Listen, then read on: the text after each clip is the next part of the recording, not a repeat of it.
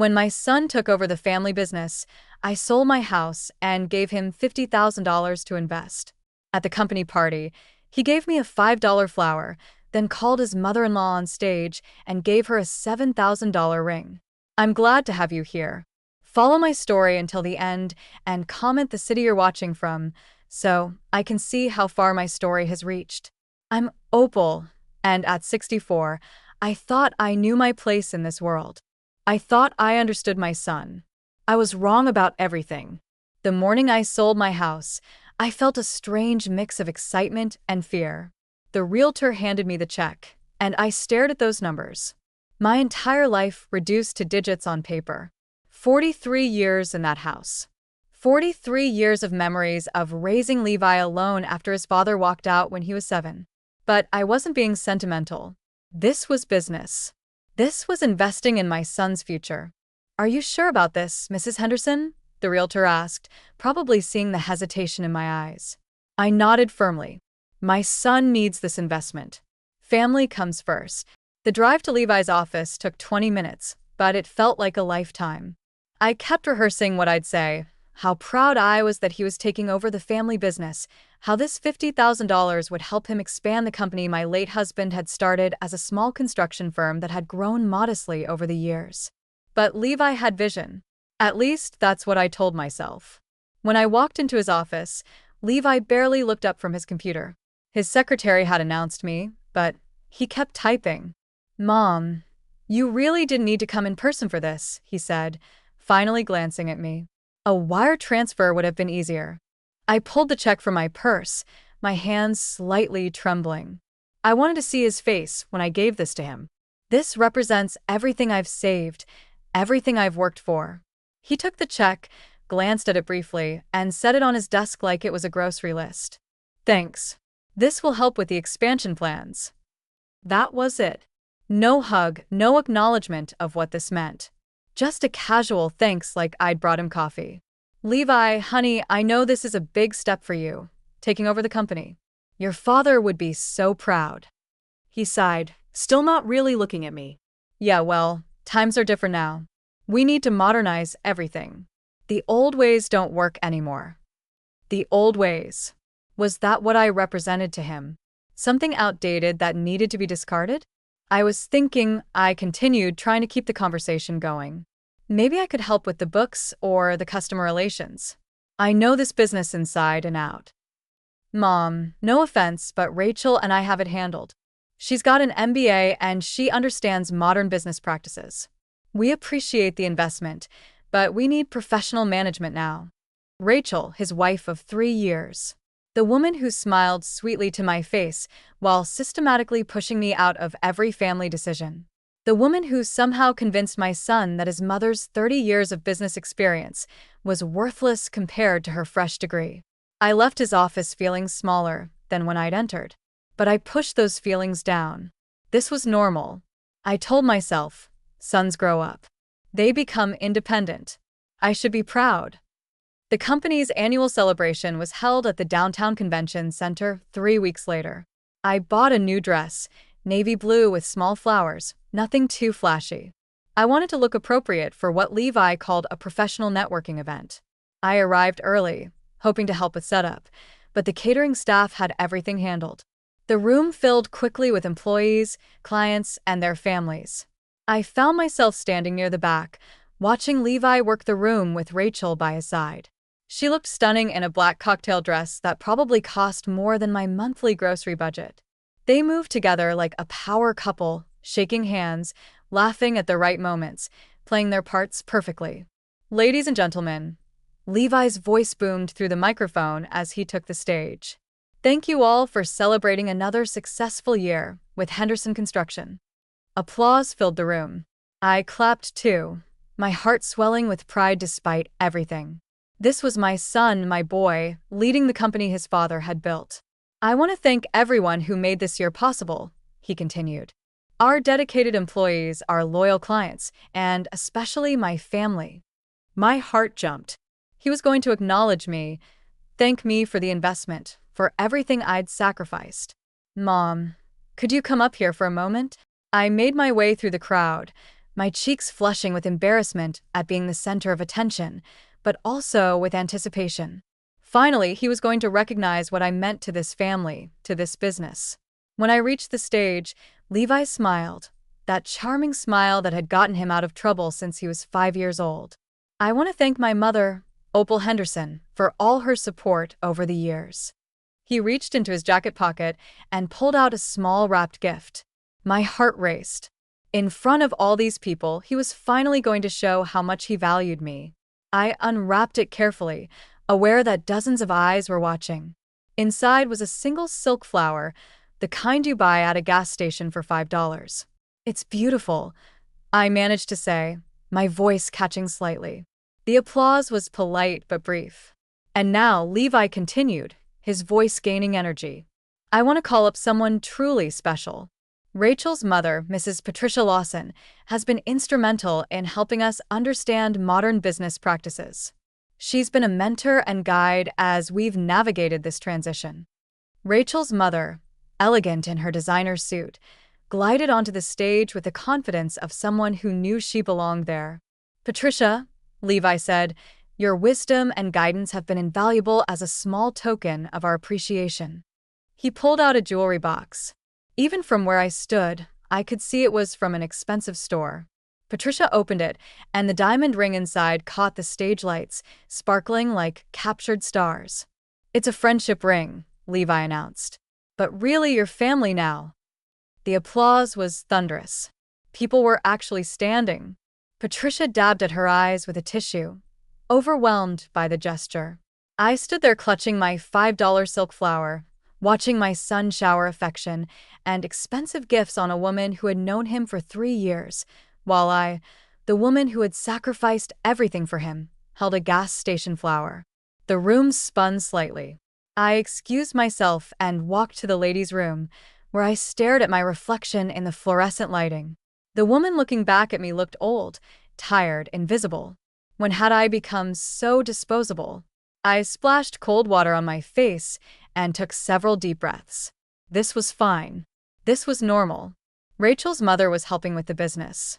The ring was just gratitude. The flower was a message.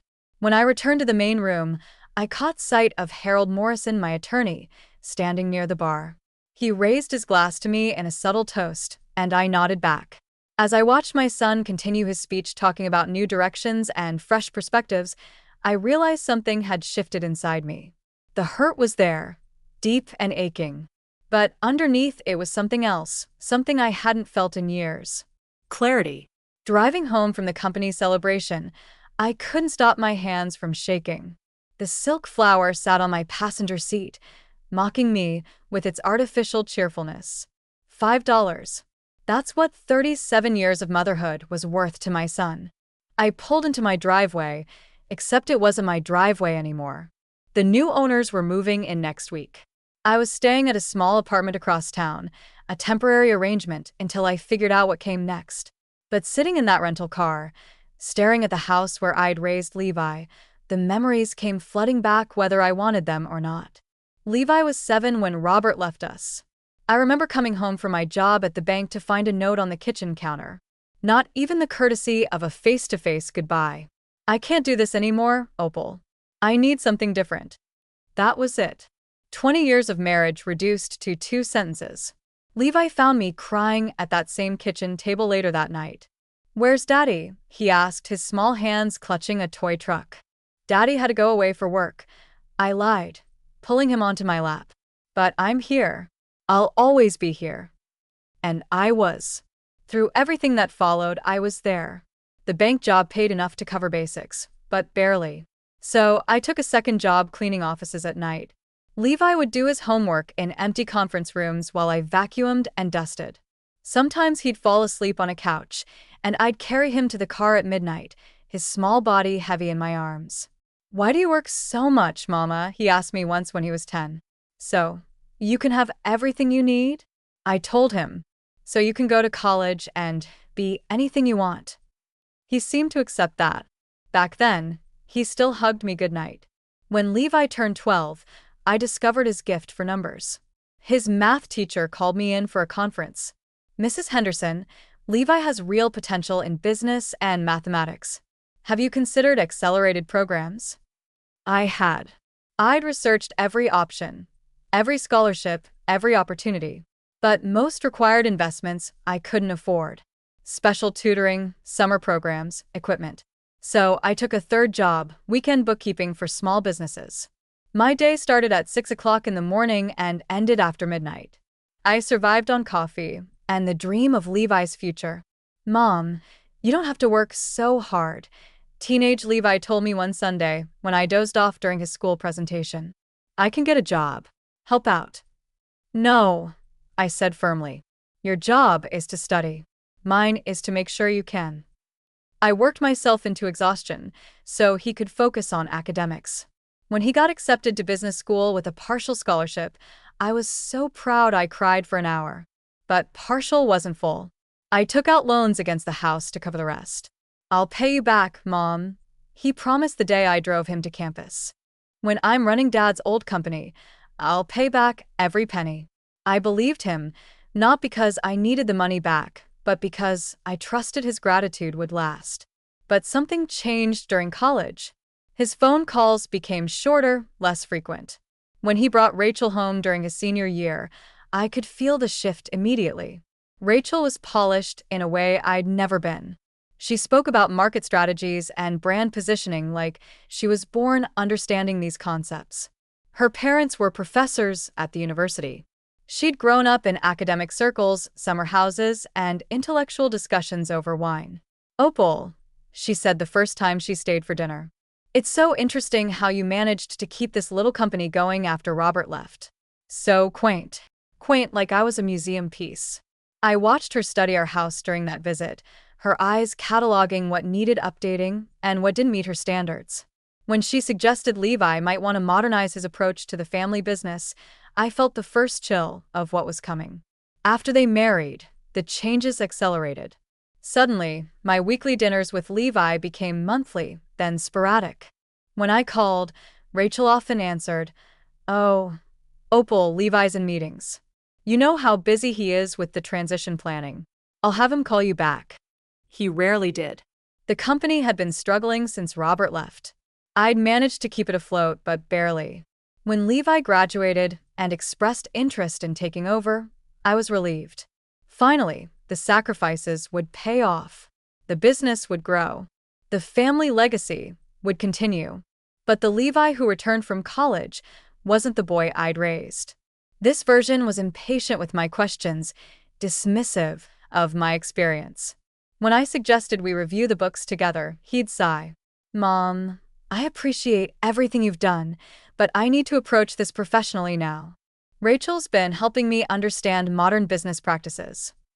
Rachel's influence grew like ivy, subtle but strangling. She convinced Levi that family and business shouldn't mix, that emotional decisions led to financial disasters. Every tradition I'd tried to maintain was examined and found wanting. "The Christmas bonuses are outdated," she told Levi one December. "Performance-based incentives are more effective. Family barbecues for employees create liability issues," she said another time. "Professional boundaries are important." Piece by piece, she dismantled the culture Robert and I had built, replacing warmth with efficiency, loyalty with profit margins. I tried to adapt. I bought business magazines, read articles about modern management. I suggested computer upgrades and new marketing strategies, but everything I offered was met with polite dismissal. "That's an interesting idea, Mom, but we're working with consultants now who specialize in this area." The consultants, I later learned, were Rachel's former classmates. The night I decided to sell my house, I'd been sitting in my empty living room, surrounded by boxes of memories no one else seemed to value. Levi had called to tell me about his expansion plans, his voice bright with excitement. "We could double our revenue in 2 years, Mom. But we need capital for equipment, marketing, new hires. It's a big investment. How much do you need?" I asked, already knowing I'd find a way. "Honestly, about 50,000 would get us started. But don't worry about it. We'll figure something out." I hung up and called the realtor that same night. Now sitting in front of the house I'd sacrificed for him, holding a $5 flower while Rachel's mother wore a $7,000 ring, I finally understood what I'd been too blind to see. I wasn't Levi's mother anymore. I was just another investor who'd outlived her usefulness. But what Levi didn't know, what Rachel didn't know, was that I'd been preparing for this moment longer than they could imagine. The hurt I felt tonight wasn't surprise. It was confirmation that everything Harold and I had discussed was absolutely necessary. The next morning, I sat in Harold Morrison's office, the same office where Robert and I had first drawn up our wills 25 years ago. Harold was one of the few people who knew the whole story.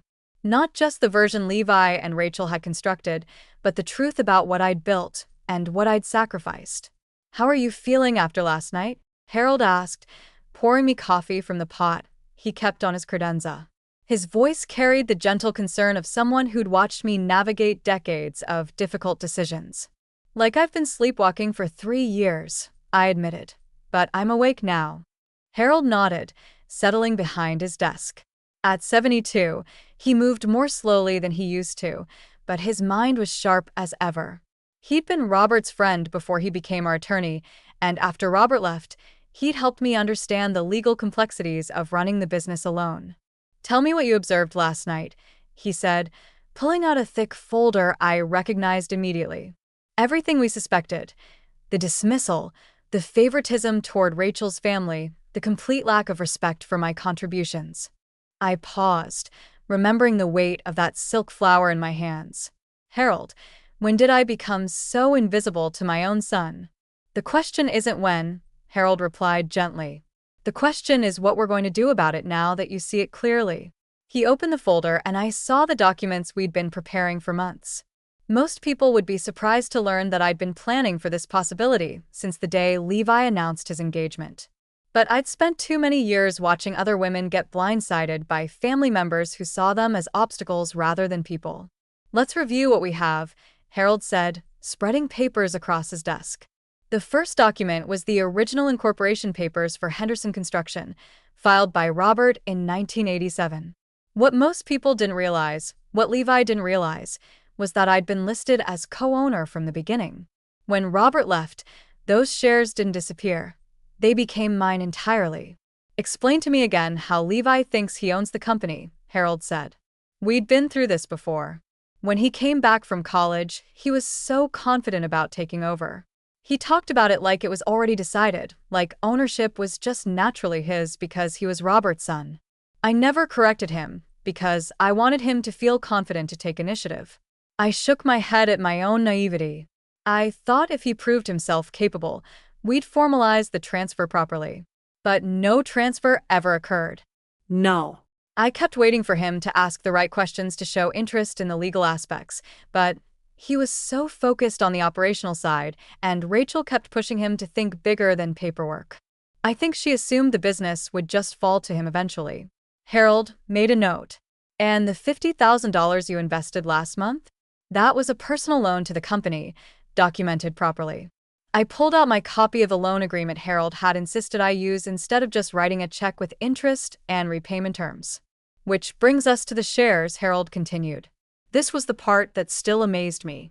6 months ago, when I'd first started feeling uneasy about Rachel's influence, I'd asked Harold to review the company's structure. What we discovered was that in all his enthusiasm to modernize and expand, Levi had never actually taken legal control of the business. "He's been operating as if he owns it," Harold explained. "But legally, you retain 60% ownership. The remaining 40% was held in trust for him, pending proper succession planning that never happened. So when he gave me that flower last night, he was disrespecting the majority owner of his company." The irony wasn't lost on me. Levi thought he was dismissing his demanding mother. In reality, he was insulting his business partner. "There's something else," Harold said, his tone becoming more serious. "I've been reviewing the company's recent financial records, the ones you're entitled to see as majority owner." He handed me a spreadsheet that made my stomach drop. "Harold, these numbers—" "I know the company's spending has increased dramatically since Levi took operational control. Look at this line item, executive entertainment." I scanned the figures. $12,000 in 3 months for entertainment. I had my assistant do some research. It includes the jewelry purchase for Rachel's mother, a weekend getaway for their anniversary, and several expensive dinners with potential clients who never materialized into actual business. My hands tightened on the papers. He's using company funds for personal expenses. It appears so. And here's the concerning part. With these spending patterns, the company will be in financial trouble within 6 months, even with your $50,000 injection. I leaned back in my chair, feeling the weight of betrayal settle deeper. Not only had Levi disrespected me personally, but he was mismanaging the business I'd helped build and preserve. What are my options? I asked. Harold pulled out another set of documents. As majority owner, you have several options. You can call a board meeting and review all financial decisions. You can require approval for expenditures over a certain amount, or you can exercise your rights as majority shareholder and resume active control of the company. The thought was both terrifying and liberating. I'd stepped back to give Levi space to lead, but he'd interpreted my respect for his autonomy as abdication of my authority. What would that look like practically? You'd be back in charge of major decisions. Levi could remain as operational manager, but under your oversight. All significant expenditures would require your approval, and any changes to company policy or structure would need your consent. I thought about the way Levi had dismissed my suggestions, how Rachel had convinced him that family involvement was unprofessional. They'd wanted me out of the business. Now they were about to learn why that had been a mistake. There's one more thing you should know, Harold said, his voice careful. I received a call yesterday from a business broker. Someone's been inquiring about Henderson Construction's availability for sale. What? Who? The inquiry was anonymous, but the timing is suspicious. My guess is that Levi and Rachel are exploring options that would give them liquidity without having to deal with the family complications.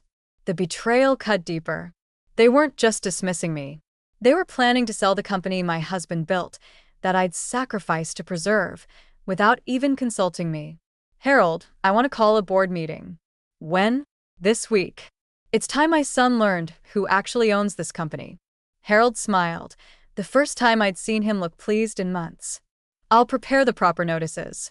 As majority shareholder, you have the right to call an emergency meeting with 48 hours notice and the financial review. I'll have a complete audit ready. Every expenditure, every decision, every policy change since Levi took operational control. If he wants to run a company, he's going to learn what real accountability looks like.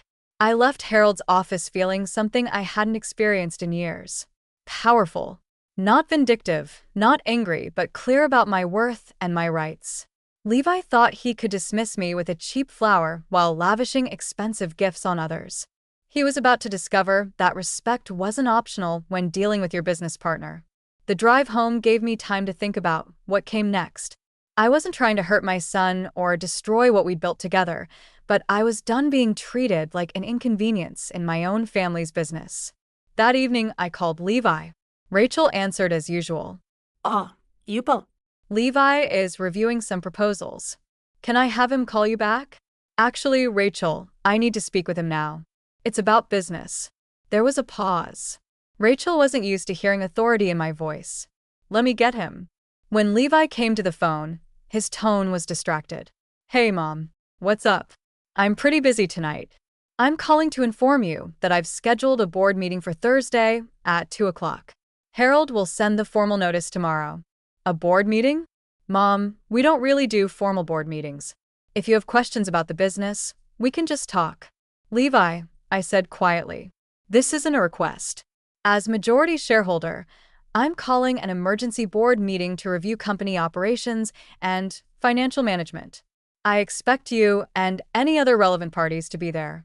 The silence stretched for several seconds. Majority shareholder. Yes, son. I think it's time we had a proper conversation about how this company actually works. Thursday afternoon arrived, gray and drizzling, which seemed fitting for what I knew would be an uncomfortable conversation. I dressed carefully, a navy suit I'd worn to important bank meetings years ago, updated with a silk blouse and pearl earrings. I wanted to look like what I was, a businesswoman, not just somebody's mother. I arrived at the Henderson Construction office 15 minutes early. The conference room felt different now that I understood my actual position here. This wasn't Levi's domain that I was entering as a guest. This was my company where I was allowing him to work. Harold sat across from me, his briefcase open and files organized. He'd prepared 3 copies of every document, one for me, one for Levi, and one for the company records. "How are you feeling?" he asked quietly. "Like I'm about to wake up from a very long dream," I replied.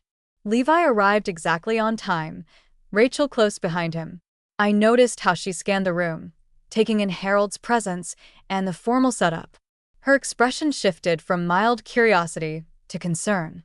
"Mom, I still don't understand why we need Harold here for a family discussion," Levi said, settling into a chair across from me. "Because this isn't a family discussion," I replied evenly. "This is a business meeting between partners." Rachel leaned forward slightly. "Partners?" Harold opened his briefcase and pulled out the first set of documents. "Perhaps we should start with the company's current ownership structure." He slid papers across the table to both Levi and Rachel. I watched my son's face as he read, seeing confusion give way to something approaching panic. "I don't understand," Levi said slowly. "These papers show you owning 60% of the company." "That's correct," I replied. "I've been the majority owner since your father left. You've been operating under management authority I granted you, but ownership never transferred." Rachel snatched the papers from Levi's hands, her eyes scanning rapidly. "This can't be right. You retired. You stepped back." "I stepped back from daily operations," I clarified. "I never retired from ownership." Harold pulled out another folder. "This brings us to the financial review Mrs. Henderson requested as majority shareholder." "Financial review?" Levi's voice cracked slightly. "Yes," I said, my voice steady despite the turmoil in my chest. "As a business owner, I have the right to examine how company funds are being used." Harold spread out printouts showing the last 6 months of company expenditures. The numbers were even worse than what he'd show me in his office. "Levi," I said, pointing to specific line items. "Can you explain these charges?" $1,700 for a dinner at the Metropolitan, $3,000 for a weekend at the Ritz-Carlton, a jewelry purchase for $7,000. Levi shifted uncomfortably. "Those were business expenses, client entertainment, relationship building." "Which clients?" Harold asked, consulting his notes. "I called the restaurant and the hotel. Neither occasion included anyone outside your immediate family." Rachel's face flushed. "This is harassment. Every business has entertainment expenses." "Every business does," I agreed. "But most don't charge personal jewelry purchases to company accounts, especially when that jewelry was a gift to the owner's mother-in-law at a company celebration." "The ring." I'd suspected at the moment Levi pulled out that expensive box. But seeing it itemized in the company's books made my stomach turn. "That ring was a token of appreciation," Rachel said defensively. "My mother has been instrumental in advising the company's growth strategies." "Your mother has no official role with Henderson Construction," Harold replied, checking another document. "She's not an employee, consultant, or board member. She's not entitled to gifts purchased with company funds." Levi ran his hands through his hair. "Mom, I can explain all of this. Business entertainment is normal. The ring was maybe a mistake, but we can reimburse." "The ring is just one item," I interrupted. "Harold, show them the full analysis." Harold pulled out a comprehensive breakdown that painted a damaging picture. In 6 months, Levi had increased company spending by 40% while revenue remained flat.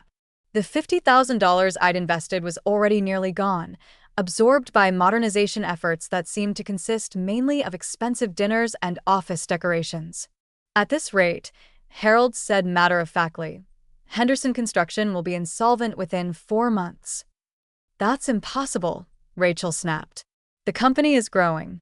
We have new clients, new opportunities." "Which clients?" I asked. "I've reviewed the actual contracts. Revenue is down 12% from last year." Levi looked stricken. "The expansion takes time. We're investing in growth. You're spending money the company doesn't have on personal luxuries," I said firmly. "This isn't investment. It's mismanagement." Rachel stood up abruptly. "I don't have to sit here and listen to accusations. Levi, we should go." Sit down, I said quietly, but with authority I hadn't used in years. This meeting isn't over. Rachel hesitated, clearly unused to being spoken to that way by me. Slowly, she sat back down. Here's what's going to happen, I continued. Effective immediately. All company expenditures over $500 require my written approval. All company credit cards are suspended pending review.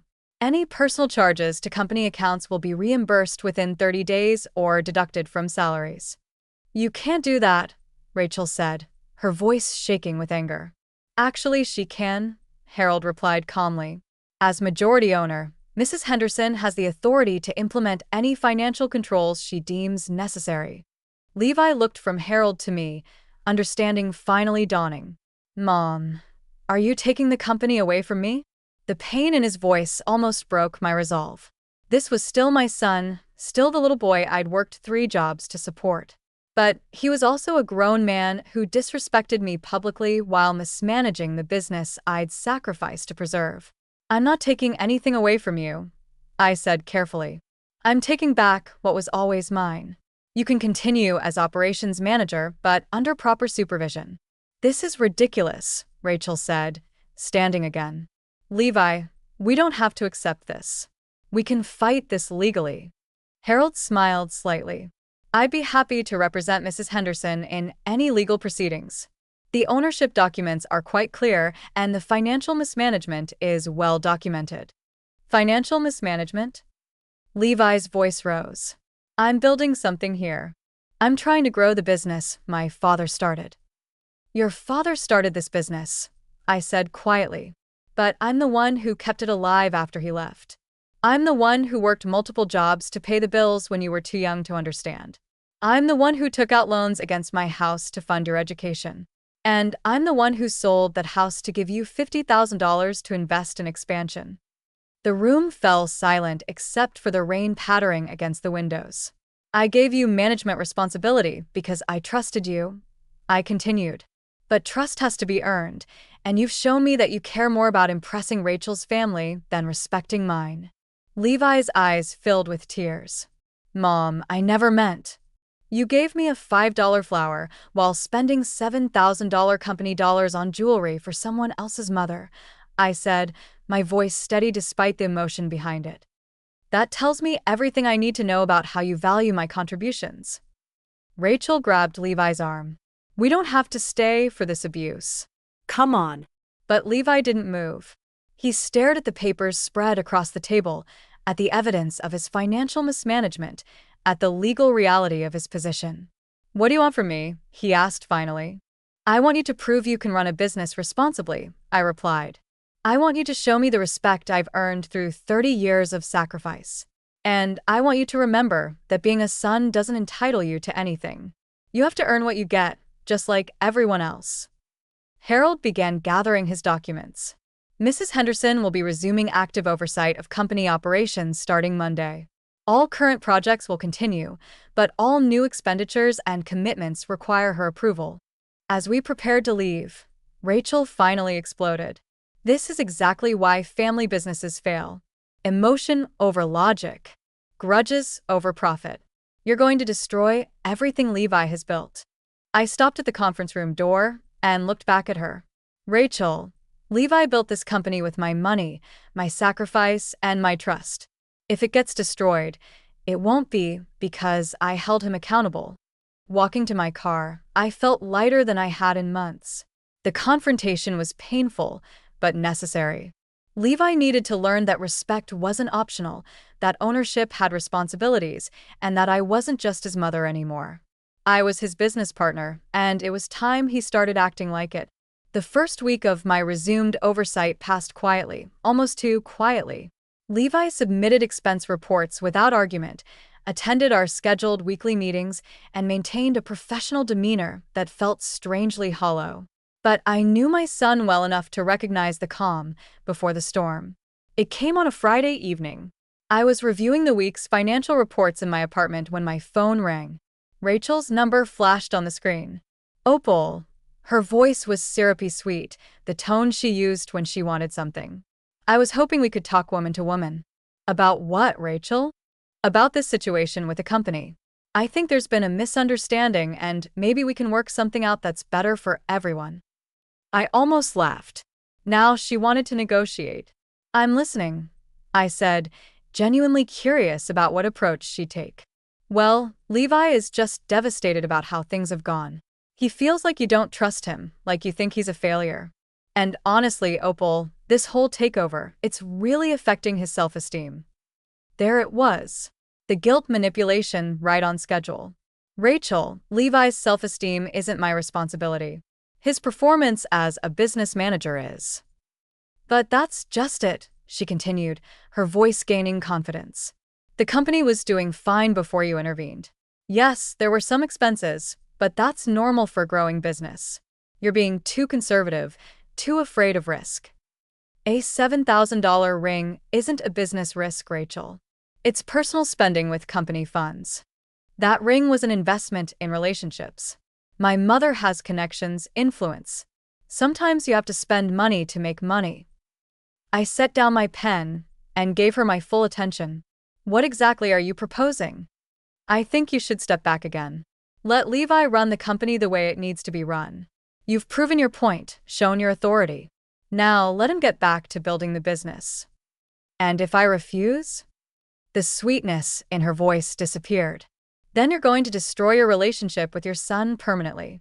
Levi feels humiliated, controlled, like he can't be a man with his mother watching his every move. Is that really what you want? What I want, I said slowly, is for my son to run a profitable business responsibly. If that hurts his feelings, perhaps he needs to examine why. You're being cruel, Opal. Families should support each other, not tear each other down over money. I agree completely, which is why I'm confused about why you convinced my son to treat me like an inconvenience while showering your family with expensive gifts. Silence stretched between us.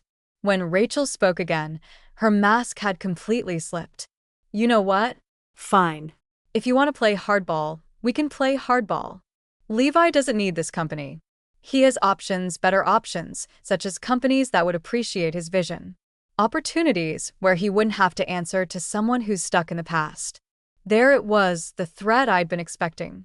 Rachel, if Levi wants to leave Henderson Construction, that's his choice. But he'll leave the same way he came, with nothing but his education and his potential. We'll see about that. She hung up without saying goodbye. I sat in my apartment staring at the phone, feeling sad rather than angry. Rachel was fighting for what she saw as her family's future, but she was doing it by trying to manipulate and threaten me. It reminded me too much of the tactic she'd used to distance Levi from me in the first place. The next Monday, Harold called with news I'd been dreading. Opal, I received papers this morning. Levi and Rachel have retained an attorney. They're challenging your authority over the company. On what grounds?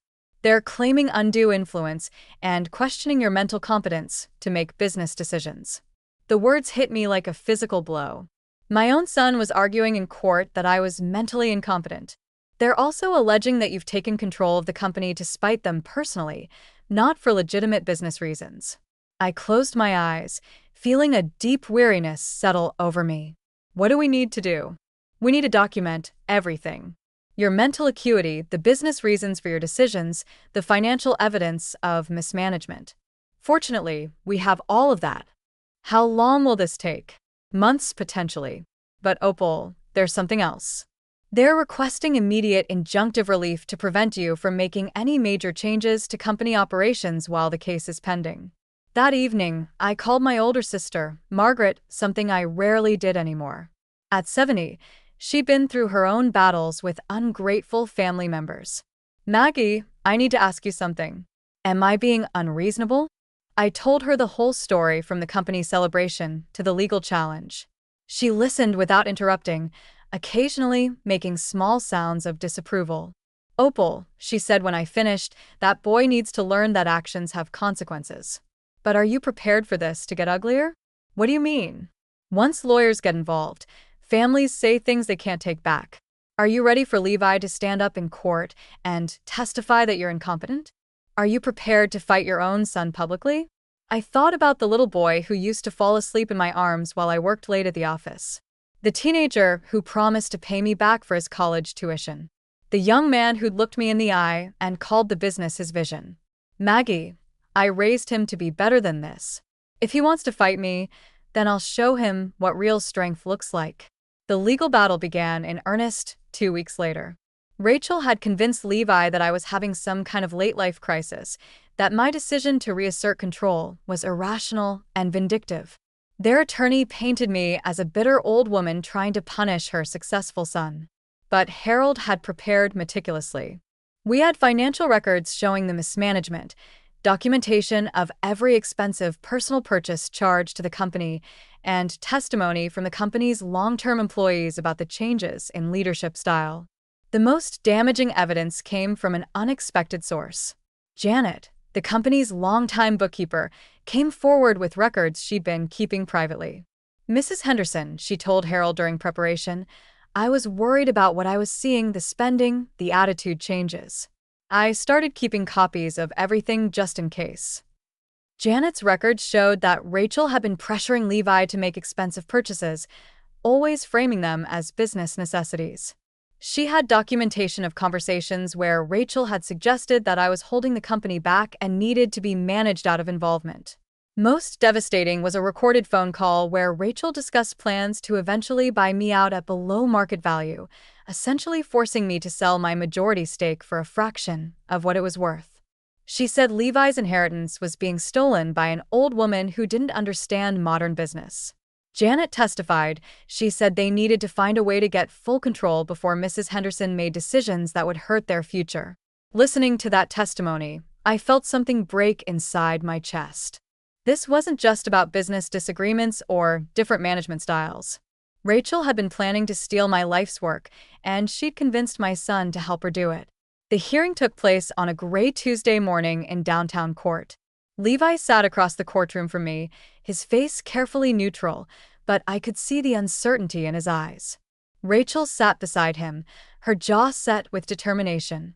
When it came time for Levi to testify about my mental competence, I watched my son struggle. He stumbled over his words, couldn't provide specific examples of my supposed incompetence, and repeatedly contradicted himself when pressed for details. Mr. Henderson, the judge asked finally, can you point to any specific business decision your mother has made that demonstrates poor judgment? Levi glanced at Rachel, then back at the judge. She's being too controlling, too conservative. She doesn't understand that businesses need to spend money to grow, but has she made any decisions that have lost the company money? No. But has she implemented any policies that have hurt company operations? The oversight is slowing things down. Mr. Henderson, yes or no? Has your mother made any decisions that have demonstrably harmed the business? The silence stretched for almost a minute. Finally, Levi whispered, no. The judge ruled in my favor within an hour. Not only did I retain full authority over Henderson Construction, but the court's findings included language about the financial mismanagement that had necessitated my intervention. Walking out of the courthouse, I felt hollow rather than victorious. I'd won the legal battle, but I'd lost something I wasn't sure could ever be repaired. Levi caught up with me in the parking lot. Mom, he said, his voice breaking. I'm sorry. I never wanted this to go this far. I stopped walking and looked at my son, seeing him clearly for perhaps the first time in years. He looked older, tired, defeated. Levi, I'm not angry at you for fighting me. I'm heartbroken that you thought I was your enemy. Rachel said you were trying to control my life, that you couldn't let me be independent, and what do you think now? He looked down at his shoes, the same gesture he'd made as a child when he knew he'd done something wrong. I think I made a mistake. A lot of mistakes. For a moment, I wanted to hug him, to tell him everything would be fine, to go back to the way things were before Rachel had poisoned his mind against me. But I'd learned something important over the past few months. Love without respect was just enabling, and respect had to be earned. 6 months after the court ruling, I sat in my new office overlooking the lake, watching the sunrise paint the water in shades of gold and pink. It was a view I'd never thought I'd have, a life I'd never imagined possible at 64. The decision to sell Henderson Construction hadn't been easy, but it had been necessary. After the legal battle, the company felt tainted, heavy with the weight of family conflict and broken trust. Levi had returned to work under my supervision, but the dynamic was awkward, strained. We were both walking on eggshells, and that's no way to run a business. The buyer was a larger construction firm that had been interested in our client base and reputation for quality work. They offered more than I'd expected, enough to secure my future and leave something substantial for Levi, despite everything that had happened. "Are you sure about this, Mom?" Levi had asked when I told him about my decision to sell. We were sitting in the conference room where our relationship had fundamentally changed, where I'd learned to see him as he really was rather than who I'd hoped he'd become. "Yes," I'd replied simply. "It's time for both of us to start fresh." The sale had taken 3 months to finalize. During that time, Levi and I worked together more harmoniously than we had in years. Without Rachel's constant influence, she'd grown distant after their legal defeat, spending more time with her parents and less time offering business advice. Levi seemed to remember who he'd been before marriage had changed his priorities. He was still my son, still capable of the kindness and intelligence I'd raised him to have. But he was also someone who'd chosen to betray me when pushed by his wife. And that knowledge colored every interaction. "What will you do now?" he'd asked me on the last day as we cleared out our offices. "I'm going to live," I told him. "Really?" "Live for the first time in decades." And that's exactly what I did. The lakefront cottage I bought was small but perfect, with large windows that filled every room with light. I furnished it slowly, carefully, choosing pieces I loved rather than things that were practical or impressive. For the first time in my adult life, I was making decisions based solely on what made me happy. I joined the local historical society and discovered a passion for researching old family records. I took pottery classes and surprised myself by being decent at it. I traveled. Not the hurried business trips of my working years, but leisurely journeys to places I'd always wanted to see. The loneliness I'd expected never materialized. Instead, I felt peaceful in a way I hadn't experienced since childhood. I woke up each morning knowing that my day belonged to me, that I didn't owe anyone my time, energy, or emotional labor unless I chose to give it. Levi called occasionally, awkward conversations where he updated me on his job search, and I shared neutral details about my new life. Rachel was notably absent from these calls. Their marriage, I learned from Margaret's careful gossip network, was struggling under the weight of their legal defeat and financial reality. "She really thought they'd get the company," Margaret told me during one of our monthly lunches. "Now that it's sold and you're financially independent, she can't figure out how to manage Levi without the promise of inheritance." I felt sorry for Levi, but not sorry enough to rescue him. He'd made his choices, aligned himself with someone who saw his family as obstacles to overcome rather than people to cherish. Now he was living with the consequences. The real surprise came 8 months after the sale, when Levi showed up at my cottage unannounced on a rainy Thursday evening. I opened the door to find him standing on my porch, soaked and miserable, looking more like the lost little boy I remembered than the confident businessman he'd tried to become. "Mom, can we talk?" I let him in, gave him a towel and a cup of coffee, and waited. I'd learned the value of silence, of letting other people fill the space with their own truths. "Rachel and I are getting divorced," he said finally. I nodded, but didn't respond. This wasn't my business unless he chose to make it my business. "She's been having an affair with one of her business school classmates, someone with a trust fund and no family complications." He laughed bitterly. "Turns out when you don't have a company to inherit or a wealthy mother to manipulate, you're not as attractive to certain kinds of people." "I'm sorry you're hurting," I said, and I meant it. Whatever else had happened, I didn't want my son to suffer. "Are you?" he asked, looking at me with eyes that held a new kind of understanding. "Sorry, I mean because I wouldn't blame you if you weren't." I considered the question seriously. "I'm sorry that you're in pain. I'm not sorry that you're learning what it feels like to be used by someone who claims to love you." He winced but nodded. "That's fair." We sat in silence for a while, listening to the rain against the windows and the distant sound of loons calling across the lake. "I was horrible to you," he said eventually. "Not just during the legal stuff but for years before that." I let Rachel convince me that you were the problem, that your involvement in my life was holding me back. I was so eager to be the successful husband she wanted that I forgot how to be a decent son. Yes, I agreed. You were horrible to me. Horrible. He looked surprised by my directness, but I was done softening truths to spare his feelings. I gave you everything I had, I continued. My time, my money, my energy, my dreams. I worked myself to exhaustion so you could have opportunities one never had. And when you became successful enough to take care of yourself, you decided I was an embarrassment. Tears were running down his cheeks now, but I didn't stop. You gave me a $5 flower while spending thousands on someone else's mother. You tried to have me declared mentally incompetent in court. You stood by while your wife planned to steal my life's work. Those aren't mistakes, Levi. Those were choices. I know, he whispered. I know, and I hate myself for it. Good, I said simply. You should hate yourself for it. The question is what you're going to do with that knowledge. He looked up at me, searching my face for something I wasn't sure I was ready to give. Can you forgive me?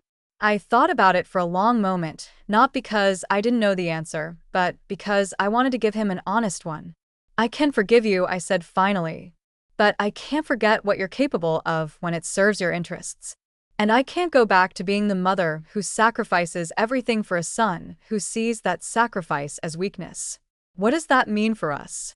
It means we can have a relationship, but it will be different. You'll need to earn my trust again. And that will take time. Years probably.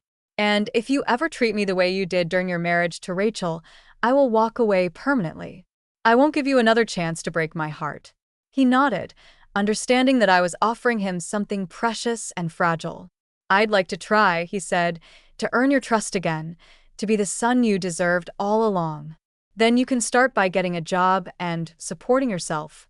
No lounge, no assistance, no shortcuts.